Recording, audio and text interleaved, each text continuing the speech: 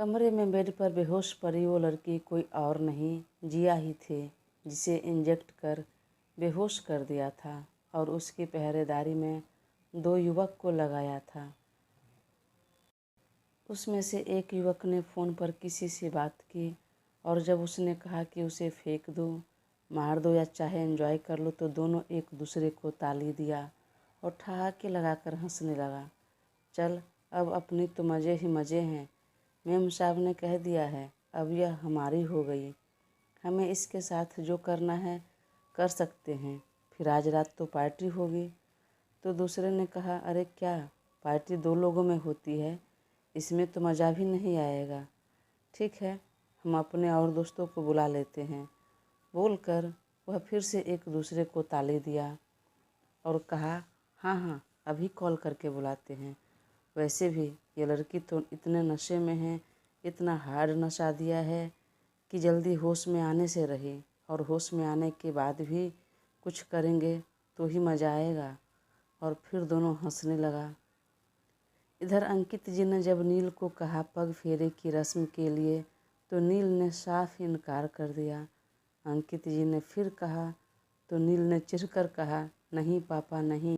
अब की बार अंकित जी भी नाराज़गी भरे लहजों में कहा, नील, यह मत भूलो, अब तुम्हारी पत्नी है वो, और शादी से जुड़े जो भी रस्में हैं तुम्हें पूरी करनी होगी। पापा, शादी क्यों हुई आपको भी पता है, इसलिए ना तो मैं इस शादी को मान रहा हूँ, ना ही किसी रिश्ते को, और उस घर में अब मैं दोबारा पैर नहीं रखूँगा जिसने मेरे साथ धोखा किया। सब के सब मिले हैं। चुप, बिल्कुल चुप। बोलने से पहले एक बार सोचते नहीं हो तुम? किसके बारे में बात कर रहे हो? किसने धोखा दिया तुम्हें? हमने? सत्येंद्र ने? नहीं, धोखा उस लड़की ने दिया जिसे तुम प्यार करते थे। सोचो, जो तुम्हारी करस थी, पहला प्यार था, जिसके लिए तुमने पहले यह रिश्ता ठुकरा दिया, वह तुम्हें किस तरह ठुकरा कर चली गई। इंसल्ट कर सबके सामने इज्जत बेइज्जत कर सिर झुकाकर चली गई। सिर्फ तुम्हारा नहीं, मेरा भी, और उसी के लिए परेशान हो अभी भी। वह तो धन्यवाद कहो सत्येंद्र को, जो अपनी बेटी देकर हम पर एहसान कर दिया और इज्जत बचा लिया, और इस बच्ची का भी, जो बिना कुछ बोले चुपचाप इस शादी के लिए तैयार हो गई। एक बार सोचा तुमने क्या बीता होगा उस लड़की के ऊपर, उस बच्ची पर, जिसे पहले यह कहा गया कि यह रिश्ता उसके लिए आ रहा है। फिर हमने छोटी बेटी को पसंद कर लिया, फिर उसके साथ रिश्ता तय हुआ। तो खबरदार, आज के बाद ऐसा कुछ नहीं मुंह से निकलना चाहिए, और भूल जाओ उस लड़की को। अरे जिसके साथ तुम 7 फेरे लेकर अपना जीवन बिताने की सोच रहे थे, खुश हो रहे थे, वह तो तुम्हारे साथ 7 कदम भी नहीं चल सकी। वह तुम्हारे साथ तो इतना बुरा करके चल गई। अच्छा हुआ समय से पहले ही उसने ऐसा कदम उठाया, अगर बाद में ऐसा कुछ होता तो फिर जीवन भर का पछतावा और न जाने कितनी जिंदगियां बर्बाद। परंतु नील पापा की बात को इग्नोर किया और कार में बैठने लगा। तो पापा ने फिर कहा, मेरी बातों पर अमल करना, मुझे दोबारा बोलने की ज़रूरत ना पड़े। पर नील ने कुछ जवाब नहीं दिया। वह कार में बैठा और चला गया। तो अंकित बाबू ने तुरंत सत्येंद्र जी को कॉल लगा दिया। अरे भाई, आज नील को फुर्सत नहीं, तो शायद आज बहू को नहीं भेज रहा हूँ। देखता हूँ कल भेज दूँगा, या नहीं तो जल्दी ही। ठीक है भाई, कोई बात नहीं। इधर रास्ते में कार ड्राइव करते हुए नील को एक बार फिर जिया की याद आ गई। याद आ गई क्या, दिमाग से गई ही नहीं थी वह अपनी लाइफ में भले ही कैसा था, पर उसने जिया से सच्चा प्यार किया था, उसका पहला प्यार था। तो जो कुछ भी हुआ उस पर यकीन करने के बावजूद उसके दिमाग से वह जा नहीं रही थी, और एक सवाल बार बार मन में कचोट रहा था, आखिर उसने ऐसा क्यों किया मेरे साथ? मेरे प्यार में कमी कहाँ रह गई? मन में सोचते हुए वह तुरंत मोबाइल निकालकर उसके फ़ोटो को एकटक देखने लगा। तभी पापा की कही बातें दिमाग में घूम गई। उस लड़की के लिए परेशान हो रहे हो जो 7 जन्मों का बंधन में बांधने जा रहे थे, जिसके साथ वह 7 कदम नहीं चल पाई। याद आते ही आंखें लाल हो गई, चेहरा कस गया, मुठ्ठियाँ स्टीयरिंग पर ही कस गए और गुस्से में उसने सारे फ़ोटो एक साथ डिलीट कर दिया। I hate you Jiya, I hate you. पापा ने जो भी कहा सब सच कहा। मैंने तो तुम्हारे साथ फेरे लेकर 7 जन्मों तक बंधने चला था, रिश्ता निभाने चला था, पर तुमने क्या किया मेरे साथ? इतना बड़ा धोखा। क्यों क्यों आखिर क्यों? बोलते हुए दोनों आँखों में भर आए आंसू गालों पर लुढ़क गए। उसने जोर से अपना ही बाल खींच लिया, पर अगले ही पल तुरंत आंसू पोंछा और कहा, नहीं नील अग्निहोत्री, इतना कमज़ोर तो नहीं है कि वह एक धोखे खाने पर रोए, एक धोखेबाजी के लिए आंसू बहाए। उसने एक साथ सारे फ़ोटो डिलीट कर दिया और कार की स्पीड तेज़ की और ऑफिस पहुंच गया। तो ऑफिस में सारे स्टाफ से लेकर गार्ड, नवल, असिस्टेंट ने भी एक साथ ग्रीट किया। साथ में कॉन्ग्रेचुलेशंस बोलने लगा, बेस्ट विशेस देने लगा शादी की, और साथ में पार्टी भी मांगने लगे सब।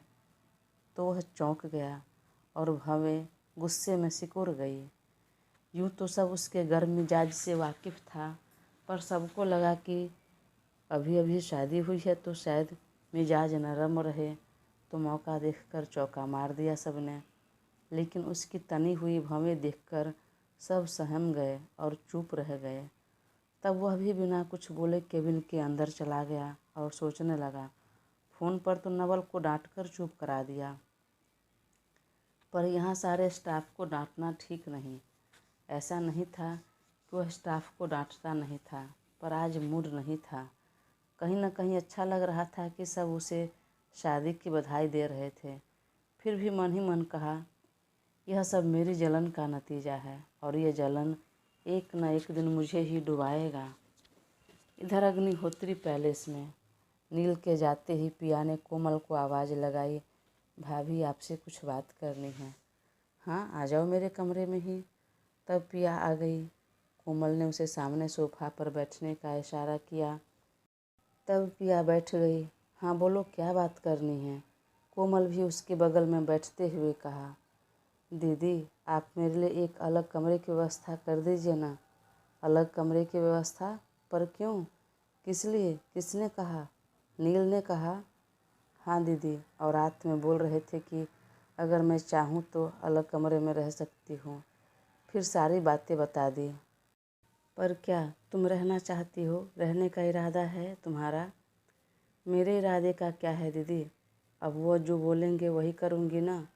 मतलब वह गलत बोलेगा तो वह भी बात मानोगी। और वह सब छोड़ो, वह इस रिश्ते को नहीं मान रहा क्योंकि वह नाराज़ है।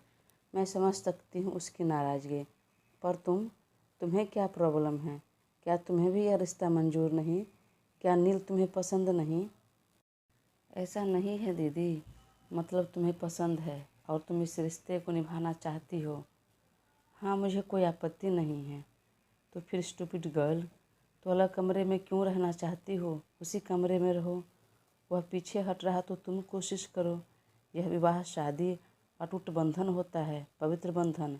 इसे बार बार यूँ तोड़ा या छोड़ा नहीं जा सकता। लेकिन अगर वह आज फिर पूछेंगे तो मेरा नाम बोलना। अरे तुम पत्नी हो उसकी, हक जताना शुरू करो।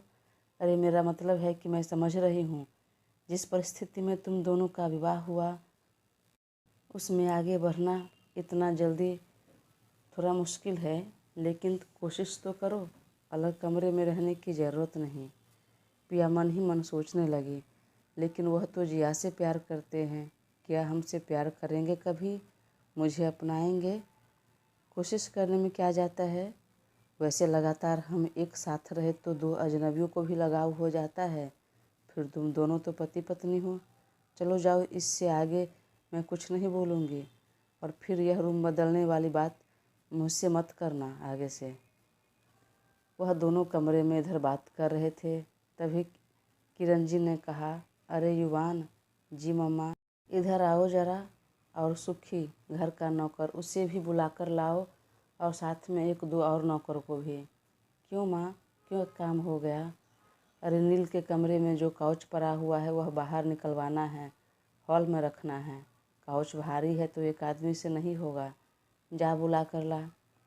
और तभी युवान नौकर के साथ ऊपर नील के कमरे में आया।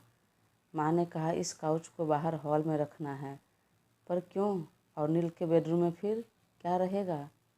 युवान एकदम से चौंकते हुए कहा, उसके बेडरूम में सिर्फ सिंगल 2 सोफ़ा रखवा देती हूँ। पर क्यों? सिंगल सोफ़ा नहीं, यह काउच यहीं रहने दीजिए ना माँ।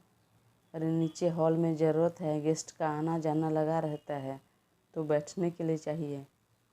नील के बेडरूम में इतना बड़ा बेड तो है जो 2 लोग के लिए काफ़ी है और दोनों सोने के लिए भी काफ़ी है।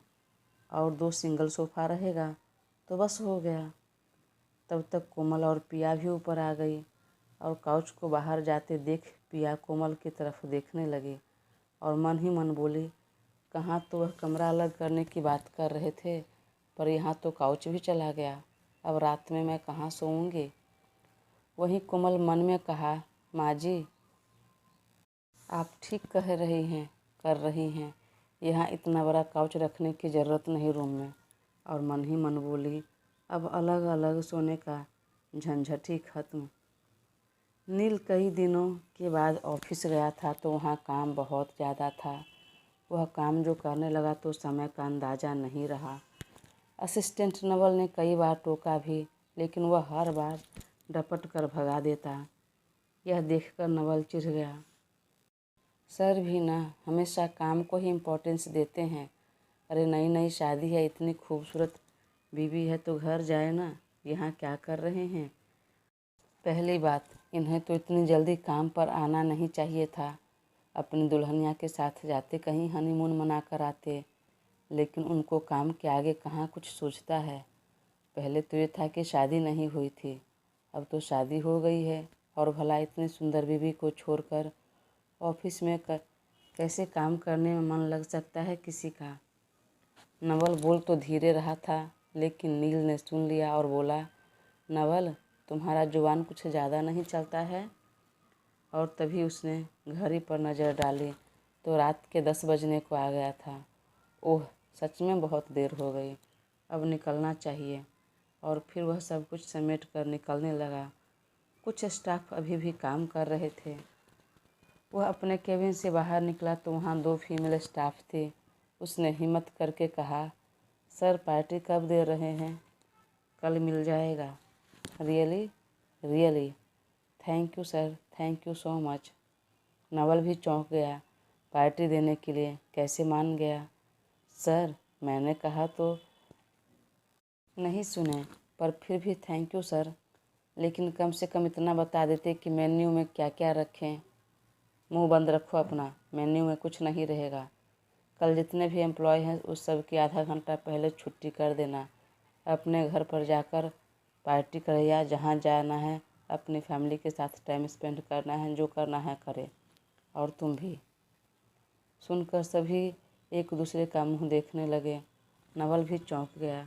सर यह ट्रीट है, तुम्हें क्या लगता है आधा घंटा पहले छुट्टी होगी सबकी तो जानते हो मेरा कितना नुकसान होगा? और अगर ट्रीट ये मंजूर नहीं तो छोड़ दो। वहाँ पर जो भी उपस्थित एम्प्लॉय थे सब ने कहा, नहीं सर चलेगा चलेगा ये भी। तभी वह लड़की ने फिर कहा, ओह गॉड सर कितने कंजूस हैं, पता नहीं अपनी वाइफ को कभी गिफ्ट देंगे कि नहीं। दूसरी ने कहा, गिफ्ट देंगे क्या, गिफ्ट दिए भी होंगे कि नहीं। मुंह दिखाई का, फर्स्ट नाइट का, पहली रसोई का, और कितना गिफ्ट होता है। मैम की किस्मत दे तो देखो, पति इतना पैसा वाला है लेकिन कितने कंजूस हैं, पता नहीं क्या करेंगे इतना पैसा। नील ने सब सुन लिया और तुरंत त्योरियां चढ़ गई। वह असिस्टेंट को बुलाकर कहा, तुरंत दोनों को फायर करो, कल से यह मेरे ऑफिस में दिखाई नहीं देनी चाहिए। नवल समझाने लगा। वहीं दोनों लड़कियों ने भी माफ़ी मांग ली। तब वह शांत हुआ और बाहर निकला तो ड्राइवर पवन कार लिए खड़ा था। वह कार में बैठा और ड्राइवर ने कार स्टार्ट कर दी। कार में बैठा तो था पर मन शांत नहीं था। उसे दोनों लड़कियों की बातें दिल और दिमाग में हलचल मचा दी थी। क्या मुझे नेक देना चाहिए? हमारा तो कोई रिश्ता नहीं है, मैं तो इस रिश्ते को निभाना नहीं चाहता हूँ। फिर क्या हो गया? ज़रूरत नहीं कि मैं गिफ्ट दूंगा तो यह रिश्ता निभाना ही हो जाएगा। उसकी खुशी के लिए तो दे ही सकता हूँ। उसने भी तो मेरी खुशी के लिए, मेरे परिवार की खुशी के लिए कितना कर रही है, कितना त्याग किया है। और हाँ, दीदी भी बोल रही थी नेक देना है, तो क्या करूँ, कुछ ले लूँ? पर क्या, मुझे तो इस बात की समझ भी नहीं। अभी दीदी से पूछूंगा तो चिढ़ाने लगेगी। रात भी हो गई है। चलो कोई बात नहीं, कल भाभी को लेकर चला जाऊंगा या उन्हीं को बोलूँगा ला देने के लिए। पर क्या ये ठीक रहेगा? उसके लिए मन में बोलते हुए वह पिया का चेहरा इमेजिन करने लगा। क्या करूं, क्या दूं, उसके ऊपर क्या अच्छा लगेगा? तभी याद आया रसोई में हंसते समय उसका झूलता हुआ झुमका। हाँ, वही अच्छा रहेगा, झुमका ही ले लेता हूँ। काफ़ी सुंदर लग रही थी झुमका पहने हुआ। मन में बोलते हुए जा रहा था घर की तरफ तो रास्ते में तनिष्क खुला दिखा। फिर ड्राइवर को बोला कार रोकने के लिए, तो ड्राइवर ने कार साइड में लगाया। फिर वह अंदर गया तो सामने गोल्ड के झुमके थे जिस पर डायमंड जरे हुए थे। एक नज़र में नील को भा गया तो उसने पैक करवाया, बैग लिया और वापस कार में बैठ गया। घर पहुंचते पहुंचते 11 बज गया था। सब अपने अपने कमरे में चले गए थे। सिर्फ माँ किरंजी जाग रही थी। उन्होंने नील को देखा तो कहा, बेटा बहुत देर हो गई, चलो डिनर कर लो। नहीं माँ, मैंने कर लिया है डिनर, आप जाकर आराम कीजिए, मैं भी सोने जा रहा हूँ। परंतु किरंजी अपने कमरे में नहीं गई। वह देखना चाह रही थी कि अपने कमरे में काउच नहीं देखकर उसका रिएक्शन क्या रहता है। वह बेड पर सोता है साथ में दोनों, या फिर कहीं कमरा तो नहीं बदल देगा। इसलिए वह फ़ोन में नज़र गड़ाए बैठी रह गई। इधर नील कमरे में आया तो सोफा पर पिया गुमसुम बैठी थी। उसे नींद आ रही थी तो घुटने में सिर को दबाए बैठी थी। नील को तो लगा था पहले कि शायद वह दूसरे कमरे में होगी, लेकिन वह इसी कमरे में दिखी तो ज़रा चौंक गया और कहा, अरे आप सोई क्यों नहीं? मेरा इंतज़ार क्यों कर रही थी? मुझे आने में अक्सर देर होती है, तो इंतज़ार करने की ज़रूरत नहीं। जाइए, आप सो जाइए। पर कहाँ? क्या भाभी से बात नहीं किया आपने? की, पर उन्होंने साफ साफ इनकार कर दिया। तो फिर ठीक है, यहीं इस कमरे में काउच पर। बोलते हुए उसने नज़र दौड़ाई तो चौंकते हुए कहा, अरे काउच कहाँ गया? वह तो मम्मी ने बाहर हॉल में रखवा दिया। पर क्यों? कह रही थी कि गेस्ट का आना जाना लगा रहता है, अभी तो उठने बैठने के लिए ज़रूरत है। तो फिर आप एक काम कीजिए, आप बेड पर सो जाइए, मैं नीचे गद्दा डालकर सो जाता हूँ। नहीं नहीं, आप ऊपर सो जाइए, मैं नीचे सो जाती हूँ। तब नील ने एक गद्दा नीचे डाल दिया और उस पर पिया सो गई और नील बेड पर। परंतु यह उसे देखा नहीं गया और कहा, आप भी बेड पर सो जाइए, नीचे ज़मीन पर सोने की ज़रूरत नहीं। पिया ने अचकचा कर देखा। घबराइए मत, इतना बड़ा बेड है और आप कितनी दुबली पतली, एक कोने में समा जाएंगी, तो आइए बेड पर आ जाइए। तब वह भी बिस्तर के एक कोने पर जाकर लेट गई और फिर जैसे ही नील बगल में लेटा कि पिया के तन मन में एक अलग सा एहसास हुआ। बदन में एक झुरझुरी सी दौड़ गई और वह तुरंत उठकर बैठ गई।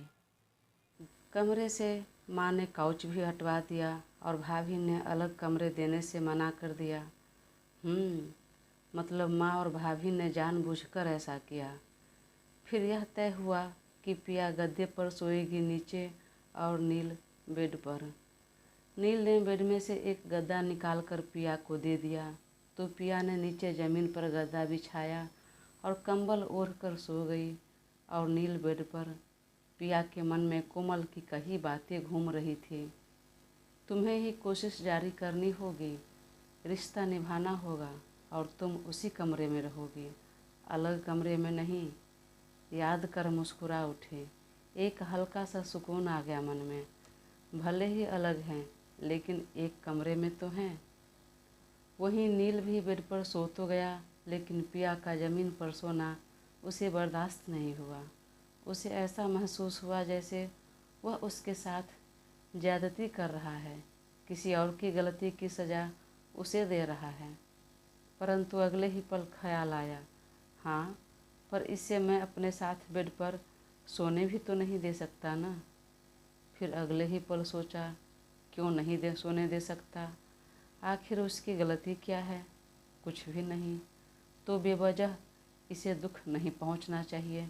किसी और की गलती की सजा इसे नहीं मिलनी चाहिए। अरे, इसे दुख तकलीफ़ तो क्या, इसे तो मुझे खूब इज्जत देनी चाहिए। इस परिवार को इसे सर पर बिठा कर रखना चाहिए। आखिर इसने अपनी परवाह ना कर दो दो घर की इज्जत बचा ली। इसकी जगह कोई और रहती या मैं ही रहता तो कहाँ तैयार होता। वह तो जिया समझकर रस्म पूरा हो गया। अगर मुझे पहले पता होता तो कतई यह शादी नहीं होती। उसके मन में क्या है, वह क्या चाहती है, न मेरे माँ पापा ने पूछा न उसके माँ पापा ने, और अब मैं भी नहीं पूछ रहा हूँ। और यह ऐसी लड़की है कि अपने मन से तो कुछ बोलने से और मांगने से रही नहीं। मेरा गुस्सा, मेरी नाराज़गी या रिश्ता निभाना नहीं निभाना बाद की बात है। कम से कम उसके साथ व्यवहार तो अच्छा कर ही सकता हूँ। अब और उसे रहा नहीं गया और वह तुरंत उठकर बैठ गया। सुनिए, उसने आवाज़ लगाई। पिया को नींद नहीं आई थी। वह ब्लैंकेट के नीचे ही आंखें खोल दी। क्या हुआ, अब मुझे क्यों उठा रहे हैं, क्यों आवाज़ दे रहे हैं? उसने मन ही मन में कहा और कुछ जवाब नहीं दिया। तभी नील ने फिर कहा, सुनिए, उठिए आप। परंतु पिया ने फिर भी कुछ जवाब नहीं दिया। उसने ऐसा दिखाया जैसे कि वह सो गई हो। इधर दोबारा आवाज़ लगाने के बाद भी जब उसने जवाब नहीं दिया तो नील ने सोचा, सो गई क्या? हाँ, शायद सो गई। फिर वह उतरकर पास बैठकर कहा, पिया, पिया उठिए। पहली बार उसके मुंह से अपना नाम सुनकर पिया का मन अंदर ही अंदर गुदगुदा गया। खुशी से आंखें भरने लगी और चेहरे पर हल्की सी स्माइल आ गई। वह बोलने लगी, तब तक नील ने उसके कंधे पर हाथ रख हिलाया। पिया उठिए। करते हुए अब की बार पिया ने कंबल के अंदर से अपना चेहरा निकाला और आंख मलते हुए खुद को ऐसा दिखाया जैसे सच में वो गहरी नींद में सो रही थी। नील ने अब उसका चेहरा हौले से थपथपाया और कहा, उठिए। और मैंने कुछ गलत नहीं कहा कि आप कुंभकर्ण की न्यू वर्जन हैं। आप इतनी जल्दी सो कैसे गई? क्या दिन भर काम कर रही थी आप? देखिए, अगर काम ज़्यादा है तो आपको करने की ज़रूरत नहीं। घर में बहुत नौकर हैं और वे नौकर बैठकर पगार लेने के लिए नहीं हैं, काम करने के लिए हैं। पर पिया ने अधखुली आंखों में कहा, क्या हुआ, क्यों आवाज़ दे रहे थे, क्यों उठा रहे हैं? चलिए, आप भी बेड पर सो जाइए। सुनकर तुरंत उसकी आंखें बड़ी हो गई। क्या क्या कहा आपने? मैंने कहा चलिए, आप भी बेड पर सो जाइए। नहीं नहीं, मैं यहीं ठीक हूँ, यहीं सो जाऊँगी। आप सो जाइए बेड पर। नहीं, आप ज़मीन पर नहीं सोएंगी, बेड पर चलिए। कितना बड़ा बेड है, आप तो एक कोने में समा जाएंगे। आप हैं ही इतनी दुबली पतली, क्यों जिद कर रहे हैं? मैं यही ठीक हूँ, उसने कई बार कहा, पर पिया इनकार करती रह गई। अंत में नील ने कहा, देखिए, अगर आप नीचे सोएंगी तो मैं भी यहीं सोऊंगा, तो फिर प्रॉब्लम आपको होगी क्योंकि गद्दा छोटा है। अब सोच लीजिए आपको क्या करना है और जल्दी बताइए। सुनकर पिया मुस्कुराकर नज़रें झुका ली और नील एक पल के लिए फिर से उसकी मुस्कान में खो गया। कितनी प्यारी मुस्कान है। और उसे तुरंत झुमके की याद आ गई। क्या करूं, अभी झुमके दे दूं? नहीं नहीं, अभी ठीक समय नहीं है, बाद में फिर दे दूंगा। और फिर उसकी बाँह पकड़ उठा दिया और तकिया कंबल भी उठाकर बेड पर रख दिया। तो अब पिया ने भी ज़्यादा इनकार नहीं किया और बेड के एक कोने पर जाकर लेट गई। फिर नील ने जग में से पानी निकाल कर पिया और लाइट बंद कर वापस बेड पर आकर लेट गया। पर उसके लेटते ही न जाने पिया को एक अलग ही सेंसेशन पूरे बॉडी में हुई। झुरझुरी सी दौड़ गई तन में और वह तुरंत उठकर बैठ गई। जबकि दोनों के बीच करीब 1 फुट गैप होगा। उसे इस तरह उठकर बैठते देख नील चौंक गया। क्या हुआ? कोई परेशानी है? कुछ चाहिए आपको? नहीं नहीं। तो फिर सो जाइए, काफ़ी देर रात हो गई है, कल सुबह जल्दी उठना है। कहीं न कहीं नील उसके मन की हालत समझ रहा था, तो नील ने मजाक में ही कह दिया, अरे सो जाइए, इतना शर्माने और घबराने की बात नहीं। अपने पति के बगल में ही सो रही हैं आप। अपने पति? उफ! इस वाक्य से तो उसका गला ही सूखने लगा। वह थूक निगलते हुए तुरंत दूसरे तरफ मुंह करके एक कोने पर सो गई। तो नील ने भी पलटकर एक पल के लिए देखा और हौले से मुस्कुराकर वह भी करवटें बदल लिया और मन ही मन बोला, कुछ ज़्यादा ही भोली और सीधी है। भले ही मजबूरी में दोनों एक साथ सोए हो, पर उसका बेड पर सोना, बगल में सोना कहीं न कहीं नील को भी अच्छा लगा और बेहद सुकून दे रहा था। उसने आंखें बंद कर ली और एक बार पापा की कही बातें फिर दिमाग में गूंज गई, खासकर पग फेरे की रस्म वाली बात। देखता हूँ, अगर कल टाइम मिला तो इसे लेकर चला जाऊँगा ऑफिस जाते समय, और आते समय वापस लेता आऊँगा। जब लगभग सब रस्में हो गई तो यही क्यों बाकी रहे, अपने लिए ना सही, लेकिन इसकी खुशी के लिए तो इतना कर ही सकता हूँ मैं। अब यही सब सोचते हुए रात के किस पहर में न जाने आँख लग गई उसकी भी। दूसरी तरफ जिया अभी भी नशे में थी, तो वह दोनों गार्ड बाहर निकल गया कुछ खाने पीने के लिए।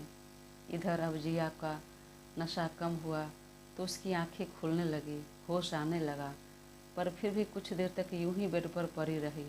उसे कुछ समझ नहीं आ रहा था, बस ऊपर गोल गोल पंखा चलता नजर आया, सब कुछ घूमता हुआ दिख रहा था। उसे कुछ भी ध्यान नहीं रहा। फिर दिमाग पर जोर डाला तो उसे कुछ धुंधला सा याद आने लगा और झटके में उठकर बैठी और चारों तरफ बदहवास सी देखने लगी। मैं यहाँ कैसे? कौन लाया मुझे? और मेरी तो शादी हो रही थी। मुझे अपने नील के साथ जाना है, उसके पास जाना है, वहाँ रहना है। वह बरबरा रही थी। पिछले 2 दिनों से नशे में होने के वजह से सिर बहुत भारी लग रहा था और दर्द भी हो रहा था। वह कुछ देर तक यूं ही सिर पकड़कर बैठी रह गई और पिछली बातें याद करने की कोशिश करती रही। अचानक झटके में उसे याद आया, वह तो एनी के साथ आई थी, पर यहाँ कैसे? कहीं एनी ने तो कुछ करवा? और उसे घबराहट होने लगी और खुद को देखने लगी, कहीं उसके साथ कुछ गलत तो नहीं हुआ, कहीं इस एनी ने मेरे साथ कुछ गलत तो नहीं करवा दिया। लेकिन जब ऐसा कुछ फील नहीं हुआ तो वह चारों तरफ नज़र दौड़ा कर देखने लगी। वह एक कमरे में थी। वह बाहर निकलने के लिए सोची, पर कैसे निकलूं? रास्ता किधर से है? दरवाज़ा किधर है? वह इतनी घबरा गई थी कि बाहर का दरवाज़ा सामने था, वह भी नहीं देख पा रही थी। तभी उसकी नज़र सामने दरवाजे पर गई। उसने खोला तो संयोगवश वह बाहर से लॉक नहीं था। उसने डोर खोला और बाहर जाकर देखा तो कोई नहीं था। तब वह बाहर निकली, लेकिन मेन गेट पर वॉचमैन बैठा हुआ था। तो वह उसकी नज़रों से बचकर बाहर रोड पर आ गई। एक तो अनजान शहर, शहर क्या अनजान कंट्री ही थी। उसको समझ नहीं आया किधर जाए किधर नहीं। उसको जो समझ में आया, सामने जो रास्ता दिखा उसी रोड पर बेतहाशा चलने लगी। एक तो कब से कुछ खाया पिया नहीं था, नशे में थी, तो काफ़ी कमज़ोर लग रही थी, ठीक से चल नहीं पा रही थी। फिर भी वह तेज़ तेज़ कदम बढ़ाकर चली जा रही थी। अभी कुछ ही दूर गई होगी कि अचानक आसमान में बादल छाने लगे। जिया घबरा गई। मैं कहाँ जाऊँगी? कहाँ? किससे फ़ोन करूँ? मेरे पास तो पैसे भी नहीं और यहाँ कोई पहचान का भी नहीं। उसे रोना आने लगा, पर अपने आंसू उसने पोंछे और हिम्मत से काम लेने की सोची। और जब कुछ समझ में नहीं आया तो भगवान से प्रार्थना करने लगी, हे भगवान, मेरी मदद करो, मुझे अपने घर पहुंचा दो, अपनों के पास पहुंचा दो। वह हमें ढूंढ रहे होंगे और न जाने वहाँ क्या हुआ होगा, जब मुझे नहीं देखा होगा। तो मन में यह सब सोचते हुए चली जा रही थी, तभी तेज बारिश शुरू हो गई। वह रोड पर यूं ही चलते चलते काफ़ी दूर निकल गई थी। उधर के सड़कों पर यूं ही लोग कम दिखते हैं और वह सुनसान सड़क पर थी तो उधर लगभग ना के बराबर लोग थे। वह बारिश में अभी भी रोड पर चलती जा रही थी। एक तो भूखी प्यासी, ऊपर से लगातार बारिश में भीगने की वजह से ठंड लगने लगी थी अब तक, और थकान भी काफ़ी हो रही थी। उसके कदम इतने बोझिल हो गए थे कि उठ नहीं रहे थे। तब वह सड़क किनारे बने सीमेंट के एक बेंच पर जाकर बैठ गई। बारिश अब भी हो रही थी। इधर अखिल भी कनाडा में अपने घर तो आ गया, लेकिन मन बेहद बेचैन था। पिया की यादें उसके दिलो दिमाग पर जो छाई हुई थी वह जान नहीं रही थी। ना तो उसे खाना पीना अच्छा लग रहा था, ना ही कुछ काम करना। यहाँ तक कि वह घर से बाहर भी नहीं निकला था जब से इंडिया से आया था। पिता के बिजनेस संभालने का, आगे बढ़ने का, कुछ करने का जो जोश था वह धरे के धरे रह गया। खुद को बहुत अकेला और मायूस महसूस करने लगा। मम्मी पापा से फ़ोन पर लगातार बात होती, वे भी कितना समझाते रहे, पर वह टस से मस नहीं हुआ। जो मन में आया खाया पिया और कमरे में पड़ा रहता था। लेकिन आज जब अचानक बारिश शुरू हो गई तो उठकर बैठा और खिड़की से बाहर बारिश देखने लगा। अचानक मन में ख्याल आया, एक बार बाहर निकल कर आता हूँ, मूड फ्रेश करता हूँ। वैसे भी उसे बारिश बहुत पसंद थी। वह उठा तो उसे फिर पिया की याद आ गई। कितने अरमान थे उसके साथ जीने का, खुलकर मुस्कुराने का, हंसने का, सुख दुख बांटने का। सारे सपने, सारे ख्वाब बस ख्वाब बनकर ही रह गए। बस सब यहीं यूं ही धरे के धरे रह गए। एक बार फिर मायूस होने लगा, लेकिन अगले ही पल सिर झटका और सोच से बाहर निकला, नहीं, मुझे अपना जीवन तो खत्म नहीं करना है। अगर वह माँ बाप की इज्जत बचाने के लिए इतना बड़ा त्याग कर सकती है, तो क्या मैं अपने जीवन के लिए और अपने माँ बाप के लिए इतना नहीं कर सकता? आखिर मैं भी तो अपने माँ बाप का इकलौता बेटा हूँ, उनकी इकलौती संतान। उनके भी तो कितने सपने होंगे मुझे लेकर, कितनी ही उम्मीदें होंगी, इच्छाएं होंगी। नहीं, अब मुझे अपने मन को मजबूत करना होगा।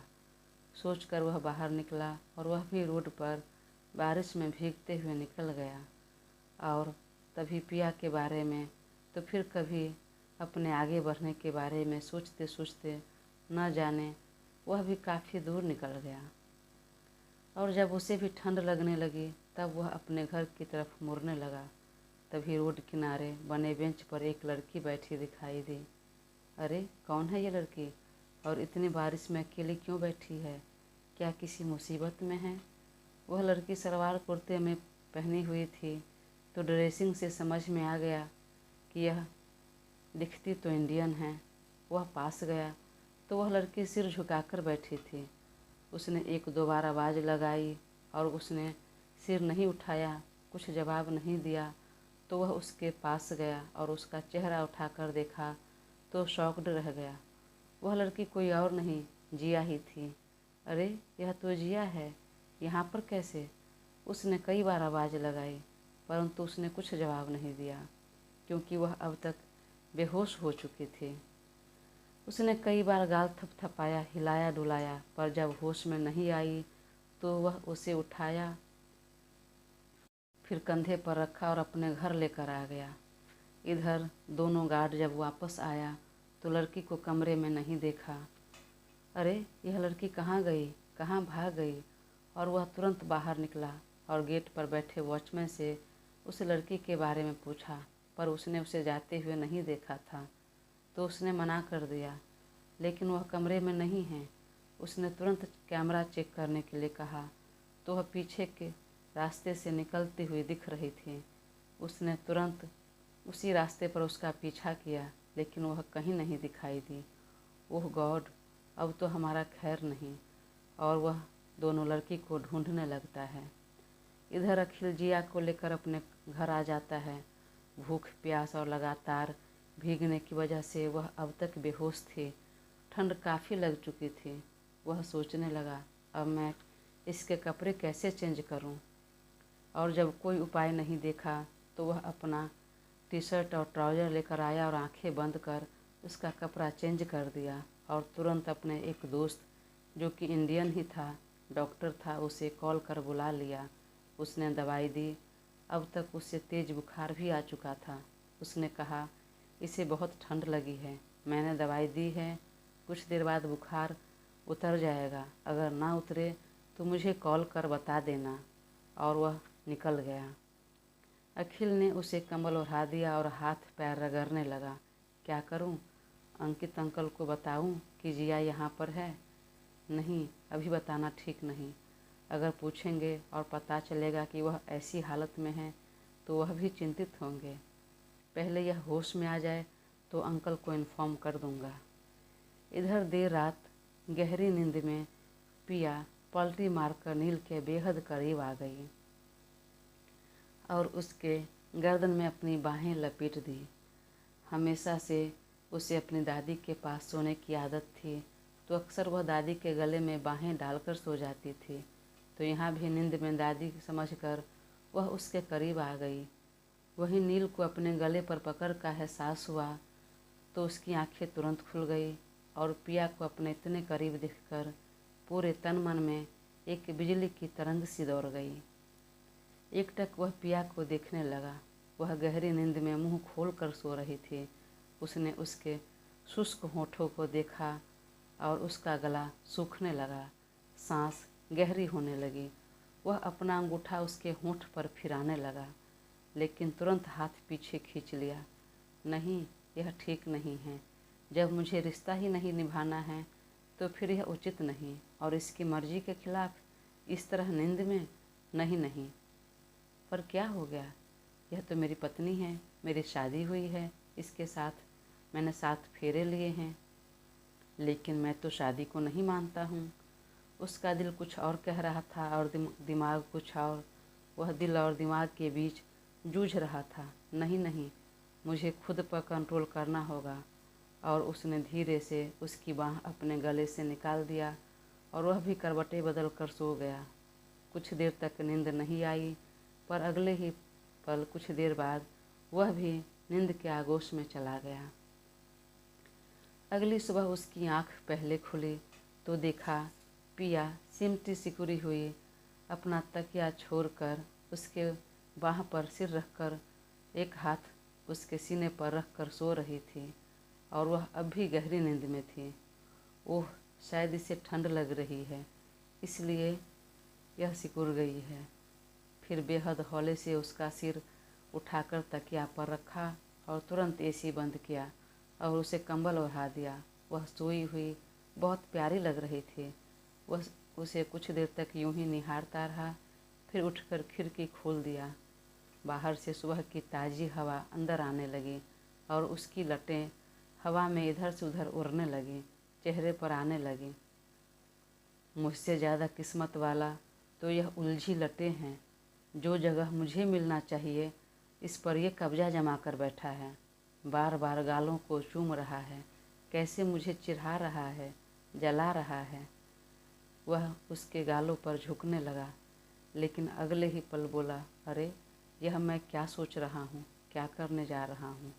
वह तुरंत पीछे हट गया, फिर धीरे से मुस्कुराते हुए वहाँ से उठ गया।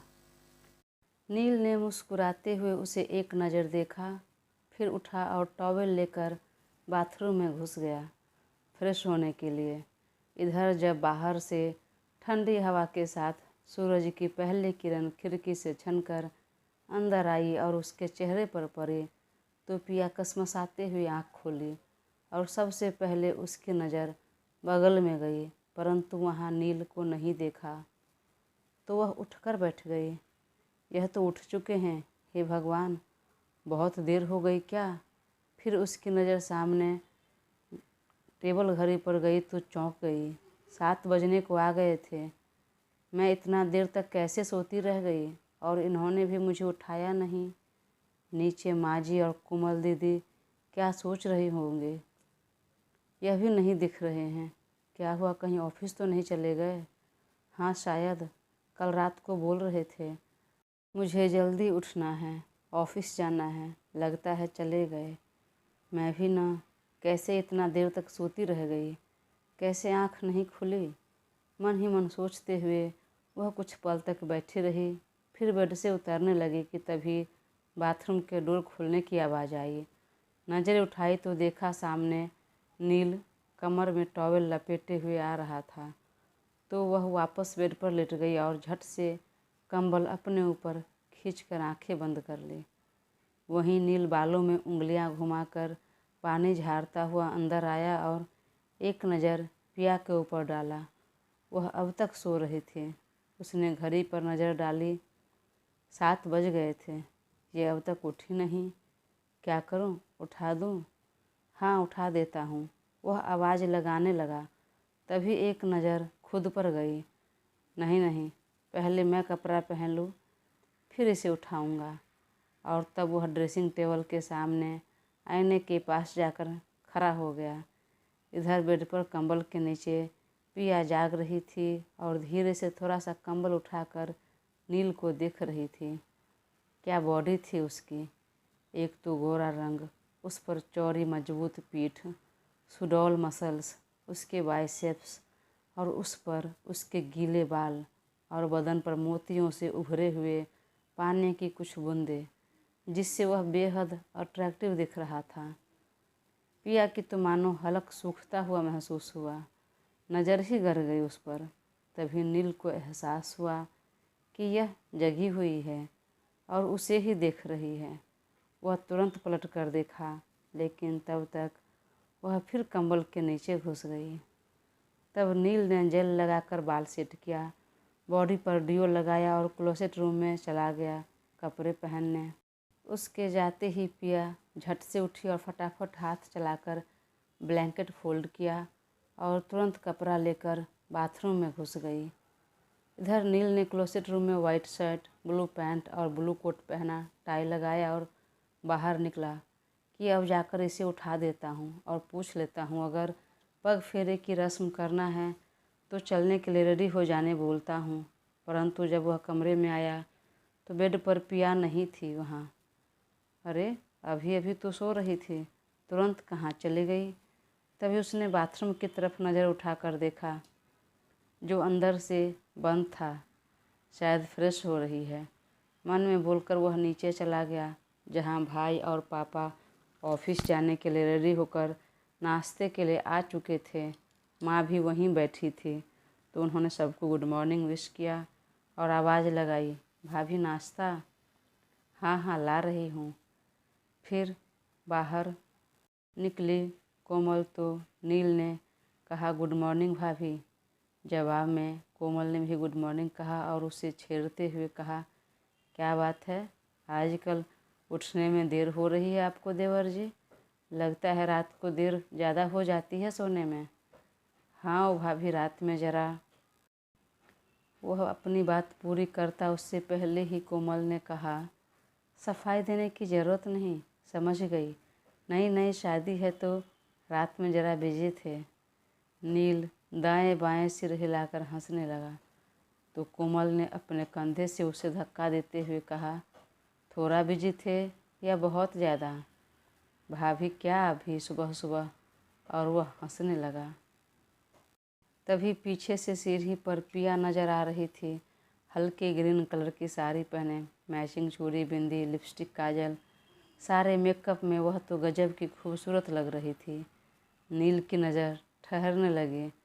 तभी पिया की नज़रें मिली और दोनों ने सकपकाकर नज़रें दूसरी तरफ फेर ली। वह नीचे उतरकर सबका पैर छूकर प्रणाम करती है तो एक बार फिर किरण जी ने उसका हाथ पकड़ लिया, रोक लेती है, कोई ज़रूरत नहीं है, बेटी हो हमारी और बेटियां माँ के पैर नहीं छूती। तो वह एक तरफ हो गई। देर से उठने की वजह से उसके चेहरे पर शर्म और घबराहट साफ दिखाई दे रही थी। तो किरण जी ने फिर कहा, अरे शर्माने या घबराने की ज़रूरत नहीं, कभी कभी हो जाती है देर सवेर उठने में। प्रिया ने मुस्कुराकर हाँ में सिर हिलाया और रसोई में चली। जहाँ कोमल रमा काकी के साथ मिलकर नाश्ता बना चुकी थी और परोस रही थी बर्तन में। तो पिया ने पीछे से कहा, गुड मॉर्निंग दीदी। गुड मॉर्निंग पिया। आप जाइए दीदी, मैं बाहर लेकर चलती हूँ नाश्ता। अरे कोई नहीं, मैं लेकर आ जाती हूँ, चलो तुम भी। तो पिया ने कहा, सॉरी दीदी। किस लिए सॉरी? वो आज लेट हो गया उठने में। अरे कोई नहीं बहन, समझती हूँ मैं। जब पिया के आगोश में सो तो गहरी और सुकून भरी नींद आती ही है और देर से नींद खुलती ही है। आखिर उनके प्यार का नशा जो चढ़ जाता है, होता है, कोई बात नहीं। इसमें शर्मिंदगी वाली बात ही नहीं है। चलो हेल्प करो और आओ तुम भी नाश्ता करो। वैसे देवर जी ने क्या किया तुम्हारे साथ? कहीं कुछ निशान तो दिख नहीं रहे हैं। पिया समझी नहीं ज़्यादा बात को और बोली, निशान? कैसा निशान दीदी? अरे मेरे देवर के प्यार के निशानी, मेरा मतलब लव बाइट्स। पिया बेहद शर्मा गई। दीदी, अरे आ जाओ, चलो टेबल पर बैठो। तो पिया भी बाहर निकल कर बैठ गई। सब एक साथ नाश्ते के टेबल पर आ गए। तभी किरण जी ने कहा, बेटा तुम्हें मायके की याद नहीं आ रही है? घर नहीं जाना? तो पिया की आंखें जरा झिलमिला गई। सबसे ज़्यादा उसे दादी की याद आ गई। तो किरण जी ने कहा, नील एक काम करो, तुम ऑफिस जाओ ज़रा देर से आज और पिया को लेते जाओ। आज इसका पगफेरे का रस्म पूरा करवा दो। और जाओ पिया, तुम भी अच्छे से रेडी हो जाओ। और हाँ, शाम को जल्दी ऑफिस से आ जाना और बहू को लेते ही आना। नील कुछ बोलने के लिए मुंह खोलने लगा तो किरण जी को लगा शायद वह इनकार कर रहा है। तो उन्होंने डपटते हुए कहा, देखो मना करने की ज़रूरत नहीं। पिया तुम्हारी पत्नी है, तुम्हारी जिम्मेदारी है और यह रस्म पति पत्नी दोनों का होता है। तुम भी जाओगे तो मना करने की बिल्कुल ज़रूरत नहीं है। मम्मा, मैं कहाँ मना कर रहा हूँ, मैं तो रेडी हूँ। सुनकर सब एक दूसरे की तरफ मुस्कुराते हुए देखने लगे। तभी यशिता ने युवान से कहा, भाई अब मुझे भी ससुराल जाना है, मुझे आप छोड़ दो। मैं नहीं छोड़ने वाला। अपने पति को कॉल कर, वह बहुत व्यस्त हैं भाई, नहीं आ पाएंगे। आप छोड़ दो ना मुझे, मैं भी रेडी हो जाती हूँ और आपके साथ ही निकल जाती हूँ। तो दोनों भाई बहन आपस में बहस करने लगते हैं। तब माँ और अंकित जी ने एक साथ युवान को डपट दिया, लेकर चली जा और जा बेटा, तू रेडी हो जा। तब यशिता भी रेडी होने चली। नाश्ते के बाद किरण जी उठकर एक पैकेट और कुछ गहना पिया को थमाती है। कपड़े देखकर पिया ने कहा, माँ मैं तो रेडी हूँ। अरे नहीं, पहली बार तुम मायके जा रही हो तो सास के दिए गहने और कपड़े पहनकर जाते हैं। जाओ जल्दी से यह कपड़े पहनकर रेडी हो जाओ, अगर देर हो गई तो नील चिढ़ जाएगा। पिया मुस्कुराते हुए कपड़े और गहने लेकर रूम में आ जाती है चेंज करने। नील नीचे ही बैठा रहता है। कुछ देर बाद वह भी अपना फाइल लेने के बहाने कमरे में आता है तो कहता है, आप रेडी हो गई? तो चलिए निकलते हैं, वरना देर हो जाएगी ऑफिस के लिए। हाँ रेडी हो गई, बोलते उसने साड़ी का पल्लू अपने पीठ पर खींच लिया तुरंत और एक कोने पर खड़ी रह गई। नील ने एक बार देखा और कहा, अगर रेडी हो गई तो चलिए नीचे। आप चलिए ना, मैं आती हूँ।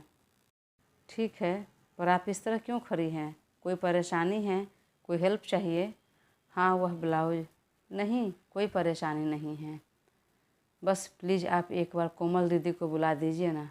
बोलकर वह पीठ घुमाकर खड़ी हो गई। तो साड़ी जरा ट्रांसपेरेंट थी तो पीछे से देख लिया कि ब्लाउज की डोरी खुली हुई है।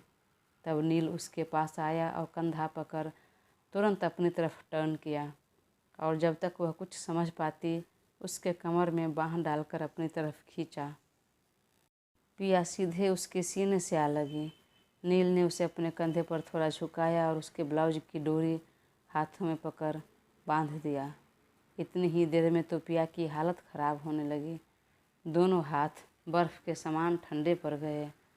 तभी नील ने उसे खुद से अलग करते हुए कहा, लीजिए हो गया, और भी कोई हेल्प है? नहीं नहीं। तभी उसे झुमके की याद आई। यही सही समय है दे देता हूँ। और अपने बैग से निकाल कर झुमका उसके हाथ में रखते हुए कहा, लीजिए, यह आपके लिए है। पिया चौंक कर देखने लगती है। यह मेरी तरफ से गिफ्ट है, पर क्या है इसमें? खोल कर देखिए क्या है। फिर वह तुरंत बॉक्स को खोल कर देखा तो उसकी आंखें बड़ी हो गई। यह देखकर वह 3 तल्ले वाले गोल्ड के झुमके थे और डायमंड जड़े हुए थे। वाह, बहुत खूबसूरत है, थैंक यू। पिया के चेहरे पर प्यारी सी मुस्कान तैर गई और उसकी खुशी देखकर नील के भी चेहरे पर मुस्कान आ जाती है। वाकई आपको अच्छी लगी? पिया ने हाँ में सिर हिला दिया। थैंक गॉड, मुझे तो लग रहा था पता नहीं शायद आपको पसंद आएगा कि नहीं। नहीं, मुझे झुमके बहुत पसंद है। वाह, मतलब मैं आपकी मन की बात समझ गया। ठीक है, अगर अच्छी लगी तो पहन लीजिए। तो पिया ने पहले वाला ईयरिंग निकाला और यह झुमका पहन लिया। एक कान में तो अच्छे से पहन लिया, पर दूसरे कान के झुमके का पेच नहीं लग रहा था। हाथ से उल्टा हो रहा था लगाने में, नहीं लगाने में हो रहा था। 1-2 बार हाथ में पेंच आ गई लगाते समय। वह परेशान होकर कोमल को बुलाने चली तो नील ने फिर कहा, क्या हुआ, कहाँ जा रही हैं? और दोनों कान में झुमके तो पहन लीजिए। वो इसका कील नहीं लग रहा, तो मैं हेल्प कर दूँ अगर आपको ठीक लगे तो। क्योंकि अभी ब्लाउज की डोरी लगाते समय उसके धड़कन जो तेज हो गई थी वह नील को पता चल रहा था। ठीक क्या? मुझे तो बहुत ही ठीक लगेगा, बहुत अच्छा लगेगा अगर आप मेरी मदद कर देंगे तो। पर वह भी ज़ोर से नहीं बोली, बस कील उसकी तरफ बढ़ा दिया। हाँ बताइए, इसे कैसे लगाना है? इसमें डालकर कील को गोल गोल घुमाते जाइए। तब नील ने एक हाथ से उसका कान पकड़ा और दूसरे हाथ से पेंच लगाने लगा। वह तो आराम से पेंच लगा रहा था, लेकिन पिया की हालत एक बार फिर खराब हो रही थी। उसके हाथ कान को छू रहे थे जैसे पूरा तन बदन में गुदगुदी सी हो रही थी। धड़कन तो मानो बुलेट ट्रेन की रफ्तार पकड़ चुकी थी। दोनों हाथों में पसीना आ गया था और पूरा चेहरा गुलाबी हो गया। उसने कसकर दोनों हाथों से अपनी साड़ी पकड़ ली। कुछ देर बाद नील दूर हुआ और कहा, लीजिए, हो गया। और वह झट से दूर हो गई। नील उसकी हालत समझ गया और मुस्कुराते हुए कहा, चलिए नीचे, वरना देर हो जाएगी। फिर वह दोनों साथ में उतरे। दोनों को एक साथ देखकर अंकित और किरण जी के दिल में सुकून आ गया। उन्होंने वहीं से बलैया लेकर उंगलियां तोड़कर बेटे बहू की नज़रें उतार लीं। ठीक है माँ, फिर चलते हैं। और पिया कोमल से मिलकर आई। जाओ बेटा, संभल कर जाना। फिर दोनों बाहर आए और कार में बैठकर निकल गए। उसके जाते ही बाकी सब इधर मुस्कुराने लगे, बातें करने लगे। सबसे ज़्यादा खुश किरण जी हो रही थी। क्या बात है किरण देवी जी, अकेले अकेले मुस्कुरा रही हैं? अरे ज़रा खुलकर बताइए तो हमें भी पता चले मुस्कुराने का कारण, और हम भी मुस्कुराएं, आपका साथ दें। पापा, आप समझे नहीं, मम्मी तो नील और पिया को एक साथ देखकर, उसके करीब देखकर खुश हो रही है ना मम्मी? तो किरण जी ने हाँ में सिर हिला दिया। अरे यह तो होना ही था। वह लड़की है ही ऐसी कि जहाँ वह रहेगी अपने आसपास नकारात्मक विचार, नकारात्मक लोगों को रहने ही नहीं दे सकती। अगर ऐसा कुछ हुआ भी तो उसके ऊपर कोई असर नहीं करने वाला। तो निश्चिंत रहिए, अब धीरे धीरे आगे सब अच्छा ही होगा। लेकिन अगर वह लड़की फिर आई तो, मेरा मतलब कुछ हंगामा किया तो? आएगी तो आने दीजिए, अपने पापा के घर जाएगी और हंगामा क्यों करेगी? गई तो अपने मन से थी ना। नहीं, लेकिन अगर नील ने उसे अपनी लाइफ में वापस लाने की कोशिश की तो? किरण जी, हमारे बेटे की शादी हो गई है और अब हमारी बहू घर में है। इसके आगे और कुछ नहीं जानता मैं। पर न जाने क्यों फिर भी किरण जी के दिल में एक घबराहट सी हुई। इधर अंकित जी ने पहले ही फ़ोन करके बता दिया कि सत्येंद्र बाबू को कि पग फेरे के लिए बहू को भेजा है आज। लेकिन हाँ, रोकना मत, शाम को बहू की विदाई कर देना। ठीक है भाई, जैसा तुम चाहो। इधर दोनों निकले तो रास्ते में कुछ देर तक वह दोनों गुमसुम ही बैठे रहे। नील मन ही मन सोचने लगा, भाभी से तो कितने अच्छे से हंस हंस कर बात कर रही थी, माँ से भी अच्छे से बात कर रही थी, खुश लग रही थी, पर अब बात क्यों नहीं कर रही मुझसे? मुझसे बात करने में क्या परेशानी है इसे, क्या तकलीफ़ है? और जब कुछ देर हो गया नहीं रहा गया तो नील ने ही पूछ लिया, शादी से पहले आप क्या कर रही थी? कुछ नहीं, पढ़ाई पूरी हो गई तो पापा के बिजनेस में थोड़ा बहुत हाथ बटा रहे थे, बाकी घर के काम और दादी की देखभाल, सबसे ज़्यादा समय उनके साथ ही बीतता था। वाह, वेरी गुड। वैसे कहाँ तक पढ़ाई की है आपने? MBA कंप्लीट कर लिया है मैंने। नील ने जितना पूछा उसने उतने का ही जवाब दिया, और उसने सामने से कुछ भी नहीं कहा ना ही पूछा, और एक बार फिर चुप्पी छा गई। नील एक बार फिर परेशान हो गया। उसने कहा, आपको मेरे बारे में नहीं जानना? नहीं, नहीं जानना। पिया का जवाब सुनकर नील शॉक्ड रह गया। इधर जब जिया नहीं मिली तब दोनों गार्ड ने एनी को फ़ोन किया। हेलो मैम, वह लड़की तो कहीं भाग गई, ना रूम में है और ना ही बाहर। हमने बहुत ढूंढा पर कहीं नहीं मिली। यह सुनकर तो उसके गुस्से का ठिकाना नहीं रहा। उसने बेहद गुस्से में कहा, तुरंत अपने साथ कुछ और भी लोगों को लेकर उसे ढूंढो, कहीं से भी कैसे भी, जैसे हो सके उसे ढूंढ कर लाओ। जी मैम। और वह उसे एक बार फिर ढूंढने निकल गया। इधर एनी अब डर गई, अगर नील को पता चला तो क्या होगा, क्या करेगा उसके साथ? बिजनेस से भी हाथ धो धो बैठेगी, पीछे हट जाएगा, और बिजनेस तो छोड़ो, उसके साथ क्या करेगा ये ठीक नहीं। सोच कर वह काफ़ी डर गई। उसने तुरंत फ़ोन किया और कहा, देखो, अगर वह लड़की कहीं भी दिखे तो चुपचाप उसे मार देना है, उसे मेरे पास लाने की ज़रूरत नहीं। इधर दवाई दिए 1 घंटे से ऊपर हो गया पर जिया को अब तक होश नहीं आया। अब तो रात भी गहरी होने लगी थी। अखिल घबरा गया, अगर देर रात इसे कुछ हो गया तो। उसने फिर डॉक्टर को फ़ोन किया तो उसने कहा, कुछ देर और देखो और 1 डोज दवाई फिर दे देना। उसने कुछ देर बाद दूसरा डोज भी दवाई दे दिया, लेकिन फिर भी उसे होश नहीं आया। तब अखिल ने फिर उसे फ़ोन किया कि इसे होश नहीं आया, यह होश में नहीं आ रही है, तुम एक बार आकर देख लो। देखो, जो दवाई देना था मैं दे चुका हूँ, तो अब आकर मैं भी कुछ नहीं कर सकता। उसे होश में लाने का बस अब एक ही तरीका है, एक ही लास्ट उपाय बचा है। क्या? जल्दी बोलो, अखिल ने ज़रा घबराते हुए पूछा। उसे बॉडी हीट देने की ज़रूरत है। सुनकर अखिल शॉक्ड रह गया। दोस्तों, कहानी आगे जारी रहेगी। प्लीज़ अपना साथ बनाए रखें और चैनल को सब्सक्राइब कर मुझे ज़रूर सपोर्ट करें। Thank you.